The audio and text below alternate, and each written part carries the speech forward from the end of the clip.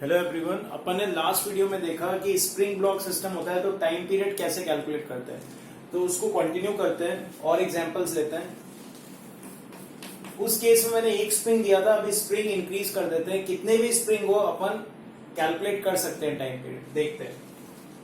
तो let's say this is one pulley,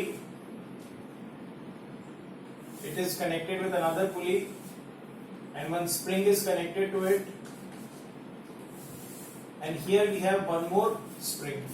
This is also the support and this is connected to a block of mass m. Let's say this is K1 and this is K2. Okay, so we have two springs and this is the block. Question is we have to find what is the time period. Time period निकालना है अपन को. तो अपन सबसे पहले second method से करते हैं जिसमें अपन रीस्टोरिंग फोर्स निकालते थे. तो रीस्टोरिंग फोर्स मतलब यहाँ पे इंक्रीज इन टेंशन बोल रहे हैं अपन T dash. T dash tension increase है, पहले वाला टेंशन mg को बैलेंस करेगा. सो इस इंक्रीज इन टेंशन के कारण ये ब्लॉक ऊपर की तरफ एक्सीलरेट होगा ना. Let's say it is displaced downwards by some distance x. Okay, so first equation तो अपनी बहुत सिंपल होगी, T dash is equal to m into a. Okay, now if this is T dash, ये सारी string में T dash ही होगा. This is increase in tension, and if this is increase in tension, what will be increase in tension here? This is T dash, so here it will be 2T dash. So let's say here because of increase in tension, increase in elongation is x1. यहाँ पे इस increase in tension की वजह से यहाँ पे भी tension increase होगा, और जो यहाँ पे tension increase होगा उसकी वजह से elongation increase होगा. क्योंकि पुली तो मासलेस है ना, नेट फोर्स पुली पे हमेशा जीरो होता है. तो अगर ये टी डैश नीचे इंक्रीज हुआ है तो यहाँ पे स्प्रिंग फोर्स इंक्रीज कितना होगा, 2T डैश. ओके, तो अगर 2T dash spring force increase हुआ है तो यहाँ पे अपन बोल देते हैं एलोंगेशन जो इंक्रीज हुआ है x1 है. तो मैं क्या लिखूंगा, k1 इंटू x1. सिमिलरली तुम यहाँ पे देख सकते हो, अगर ये टी डैश इंक्रीज हुआ है, अगर ये पुली भी मासलेस है तो यहाँ पे भी 2T dash spring force increase होगा. ओके, और यहाँ पे स्प्रिंग फोर्स इसका एलोंगेट करेगा तो ये x2 हो गया. सिमिलरली अपन लिख सकते हैं 2T dash is equal to k2 into x2. Okay, तो अभी मैंने क्या बोल दिया, टेंशन इंक्रीज हुआ है टी डैश स्प्रिंग में, और टेंशन की वजह से स्प्रिंग फोर्स इंक्रीज हुआ है, और स्प्रिंग फोर्स इंक्रीज होने की वजह से ये जो x1 और x2 है ये क्या है, these are increase in length of the spring. Spring की कितनी लेंथ बढ़ी वो है x1 और x2. तो अब अपन को रिलेशन निकालना है x1 x2 और x में, फिर अपनी प्रॉब्लम सॉल्व हो जाएगी. वो कॉमन सेंस से निकाल सकते हैं. पहले अगर मान लो x1 की वजह से देखना है कितना ब्लॉक मूव करेगा, तो इसको अपन कांस्टेंट मान लेते हैं. इसको कांस्टेंट मान लिया तो अगर ये x1 इंक्रीज हुआ है तो पुली x1 नीचे आएगी. पुली अगर x1 नीचे आएगी तो यहाँ पे x1 और x1 2x1 जो स्ट्रिंग है वो लूज होगी, तो इसको नीचे जाना पड़ेगा कितना, 2x1 से. सिमिलरली अगर इसको अपन कांस्टेंट मान लेते हैं, यहाँ पे एलोंगेशन इंक्रीज हो रहा है x2, तो ये पुली आएगी ऊपर x2 से. अब अगर ये ऊपर आती है पुली तो यहाँ पे दो स्ट्रिंग्स ऊपर आएगी ना x2 की, तो टोटल इसको नीचे जाना पड़ेगा 2x2. अगेन ये अपनी कांस्टेंट है, तो ये जो पूरा नीचे गया वो क्या जाएगा, ये नीचे जाएगा इसकी वजह से और इसकी वजह से, प्लस 2x2. अब देखो अपनी प्रॉब्लम बहुत इजी बन गई. अब अपन को क्या करना है, बस ये x1 और x2 की वैल्यूज यहाँ डालनी है. ओके, और अपना आंसर तैयार है. सो x1 क्या हो जाएगा, 2T dash by k1 plus 2 times of x2 क्या हो गया, 2T डैश बाय k2. और T डैश अपन को पता है ma है तो वो लिख देते हैं यहाँ पे. तो ये क्या हो गया, T डैश को कॉमन ले लेंगे, तो ये 4 by k1 plus 4 by k2 multiplied by T dash क्या हो गया, m. अब ये इक्वेशन आते ही अपना क्वेश्चन सॉल्व हो गया, क्योंकि a और x का रिलेशन आ गया. जैसे a और x का रिलेशन आ गया, इसको मैं किससे कंपेयर करूंगा, a is equal to omega square x. Omega आ जाएगा, ओमेगा आ गया तो मेरे पास टाइम पीरियड आ गया. बहुत सिंपल हो गया.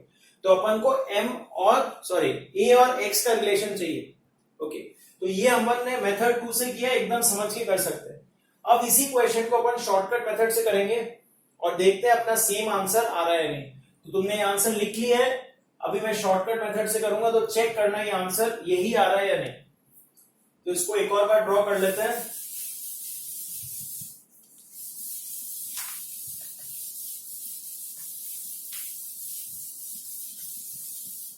तो अपन अब मेथड 4 से करेंगे, ये अपना शॉर्टकट मेथड है। ओके, इसको ड्रॉ करते हैं,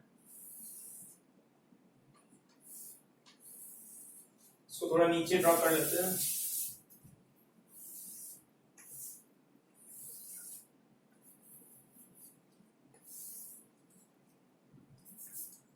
So this spring was K1 और ये वाली K2 है, दिस इज M। तो शॉर्टकट मेथड क्या था, क्या करना है अपन को, अब इन दोनों स्प्रिंग्स को सीरीज में कनेक्ट करना है, ऐसे कनेक्ट करना है। ये हमारा K1 डैश हो गया मान लो, और ये K2 डैश हो गया, और इससे एक ब्लॉक ऐसे लगा हुआ है। तो अब तो बहुत सिंपल हो जाता है ना, अगर ये सीरीज में कनेक्टेड है तो मैं टाइम पीरियड कैसे लिखता हूं, दिस विल बी, या मैं K इफेक्टिव लिख सकता हूं 2 पाई M बाय K इफेक्टिव। और K इफेक्टिव सीरीज का अपन को पता है कैसे लिखते हैं, K effective is K1 dash into K2 dash divide by K1 dash plus K2 dash. तो ये अपना एक लाइन में प्रॉब्लम सॉल्व हो जाएगा। अब अपन को बस K1 डैश और K2 डैश की वैल्यू लिखनी है, तो वो भी अपन ने सीखा था कैसे लिखेंगे। अगर यहाँ पे टेंशन T है, ये तो टेंशन ऑफ द बॉडी हो गया, ये तो टेंशन ऑफ द बॉडी हो गया, और ये वाला क्या हो जाएगा, टेंशन ऑफ द स्प्रिंग। तो यहाँ पे अगर T और T है तो यहाँ पे स्प्रिंग का टेंशन क्या हो जाएगा, 2T। सिमिलरली यहाँ और T है तो स्प्रिंग का टेंशन क्या हो जाएगा, अगेन 2T। तो ये स्प्रिंग का टेंशन हो गया, बॉडी का टेंशन हो गया। अब अपना तैयार है आंसर, K1 डैश और K2 डैश लिख सकते हैं। तो K1 डैश कैसे लिखेंगे, K1 multiplied by T of body divide by T of spring, simple, whole square. ये अपन ने शॉर्टकट पे देखा था ना पिछले वीडियो में, इसको अप्लाई करते हैं। K1 T ऑफ बॉडी क्या है, T, और T ऑफ स्प्रिंग क्या है, ये वाला लिख रहे हैं, ये 2T है, होल स्क्वायर। तो ये क्या हो गया, K1 by 4। Similarly upon K2 dash लिख सकते हैं, K2 इंटू, मैं डायरेक्ट लिख देता हूं, T ऑफ बॉडी क्या हुआ, इसका T ऑफ बॉडी सेम है, बॉडी मतलब मास, तो उसका T हो गया, और ये वाला 2T होगा, तो ये 2T हो गया। तो ये भी हो जाएगा K2 बाय 4। अब अपने पास K1 और K2 आ गया, इस फॉर्मूले में पुट करेंगे और अपना डायरेक्ट टाइम पीरियड आ जाएगा। दोनों आंसर्स को टैली करो, सेम आ रहा है नहीं। तो ये एकदम फास्ट मेथड हो गया, लेकिन पिछला मेथड अपन अच्छे से समझ के कर सकते हैं। ओके, एक और मैं क्वेश्चन देता हूं, एक और प्रैक्टिस करते हैं, इन दोनों मेथड से करेंगे अपन। तो ये मैं रब कर देता हूं, चेक करना दोनों मेथड से सेम आ रहा है नहीं।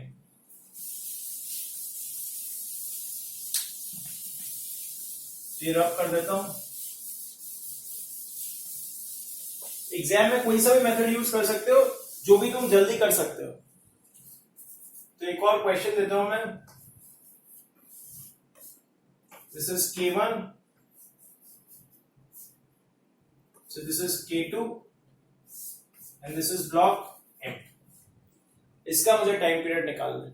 ओके, तो सबसे पहले अपन मेथड 2 से करेंगे, कॉन्सेप्चुअल मेथड, फिर शॉर्टकट से देखेंगे। तो कॉन्सेप्चुअल मेथड में क्या है, मैं इंक्रीज इन टेंशन लिखूंगा, तो यहाँ पे increase in tension T dash है। अब ये इससे डायरेक्टली कनेक्टेड है, तो यहाँ पे भी increase in tension T dash होगा, तो उसकी वजह से इंक्रीज इन एलोंगेशन X2 है। ओके, तो मैं क्या लिख सकता हूं, T dash is equal to K2 into X2, क्योंकि यहाँ पे इंक्रीज इन टेंशन सेम होगा, लेकिन ये पुली मासलेस है, तो अगर ये T डैश और ये T डैश है, तो यहाँ पे क्या हो जाएगा 2T डैश, जिसकी वजह से यहाँ इंक्रीज इन एलोंगेशन क्या होगा, X1। और मैं क्या लिखूंगा, यहाँ पे इंक्रीज इन टेंशन हुआ 2T dash is equal to K1 into X1, simple. और ये इक्वेशन मुझे पता है, ये इंक्रीज इन टेंशन है, तो increase in tension which is T dash is equal to Ma। वो याद है ना, जो ओल्ड टेंशन है वो Mg को बैलेंस कर रहा है, तो मुझे इक्विलिब्रियम के बारे में सोचना ही नहीं है, चेंज के बारे में सोचना है। अब मुझे कांस्टेंट लगाना है, ये अगर एलोंगेट हुए हैं तो ये नीचे जाएगा ना, x कितना नीचे जाएगा, तो एक एक करके अपन को देखना है, एक एक करके, मतलब इसको इमेजिन करो ये है ही नहीं, ये है नहीं। अगर यहाँ पे एलोंगेशन X2 होता है तो डायरेक्ट पुली से कनेक्टेड है, तो अगर ये X2 इंक्रीज होगा तो इसको X2 नीचे आना पड़ेगा, सिंपल।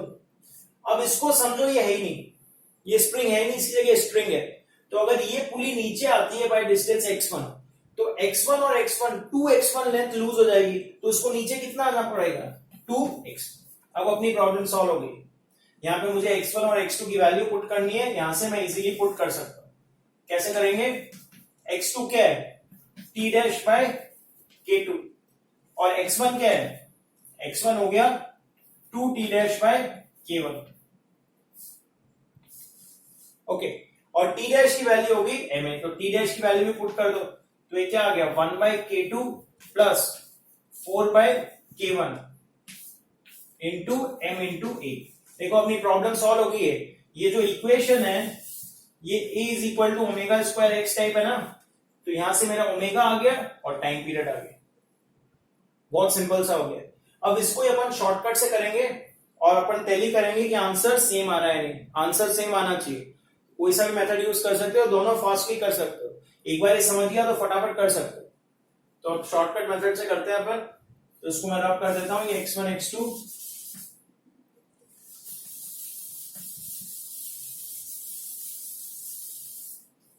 शॉर्टकट मेथड से करेंगे अपन।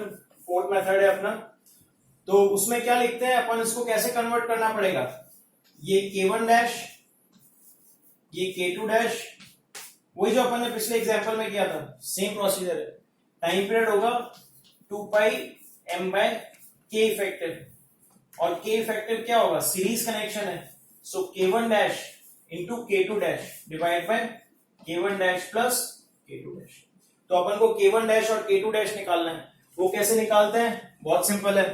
अपन को क्या लिखना पड़ेगा, यहाँ पे k1 डैश, ये क्या हो जाएगा k1 into tension of body divide by tension of spring whole square. तो यहाँ पे अपन को पता है अगर यहाँ पे टेंशन इंक्रीज हुआ है t डैश, तो यहाँ पे भी t डैश होगा, और यहाँ पे कितना हो जाएगा 2t डैश।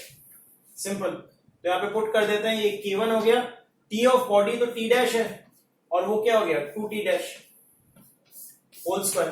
तो ये आ गया k1 बाय 4, और k2 डैश क्या आ गया k2 multiplied bye same thing. तो यहाँ पे t ऑफ बॉडी कितना है, t ऑफ बॉडी तो वही रहेगा t डैश, लेकिन यहाँ पे t ऑफ स्प्रिंग भी t डैश है। ओके, t ऑफ स्प्रिंग भी t डैश है, तो ये भी t डैश हो गया, तो ये k2 का k2 ही रह गया। तो अब अपने पास k1 डैश आ गया और k2 डैश आ गया, तो अपन k इक्विवेलेंट लिख सकते हैं। ये क्या लिखेंगे, k1 dash which is k1 by 4 into k2 divide by k1 by 4 plus k2। k2 dash आ गया, यहाँ पे पुट करेंगे, डायरेक्ट आंसर आ जाएगा। तो अपने पास अगर मेनी स्प्रिंग और वन ब्लॉक प्रॉब्लम है, तो अपन ऐसे कर सकते हैं डायरेक्ट। इन दोनों में से कोई मेथड यूज कर सकते हो। जो फर्स्ट वीडियो में देखा था अदर मेथड्स, वो लेंदी थे, अननेसेसरी थे, ये अपन इजीली यूज कर सकते हैं। ओके, तो कोई और क्वेश्चन मिले तो ये मेथड ट्राई करना। Okay, thank you.